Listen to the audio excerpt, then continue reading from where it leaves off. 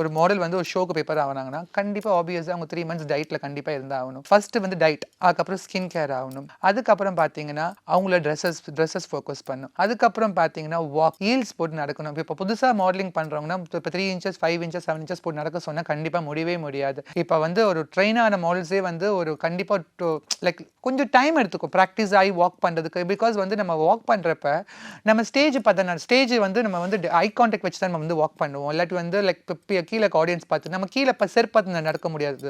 So நிறைய விஷயங்கள் train ஆகணும், நிறைய விஷயங்கள் அவங்க மென்டலி ப்ரிப்பேர் ஆகணும். அதே மாதிரி ஆப்வியஸாக பியூட்டி பர்சன் பார்த்தீங்கன்னா அவங்களுக்கு ஜென்ரல் நாலேஜ் கண்டிப்பாக இருக்கணும். லைக் வந்து இப்போ என்னதான் வந்து லைக் வந்து 75% ஆஃப் பியூட்டி பேஸ் பண்ணாலும் 25% ஆஃப் கண்டிப்பாக எனக்கு பொறுத்த வரைக்கும் நாலேஜ் அவங்க கண்டிப்பாக வந்து நாட்டில் நடக்கிற விஷயம் தெரிஞ்சிருக்கணும். அவங்களோட ஃபியூச்சர் கோல் எப்படி எப்படி அவங்க லைக் வந்து பீப்புள் எப்படி அவங்க இன்ஸ்பயர் பண்ணுவாங்க. Because being a beauty queen கண்டிப்பாக அதர் குவீன்ஸ்க்கு அவங்க இன்ஸ்பயர் ஆகிற மாதிரி விஷயங்கள் இருக்கணும். ஸோ நிறைய விஷயங்கள் வந்து ப்ராசஸ் நிறையா இருக்குது பின்னாடி.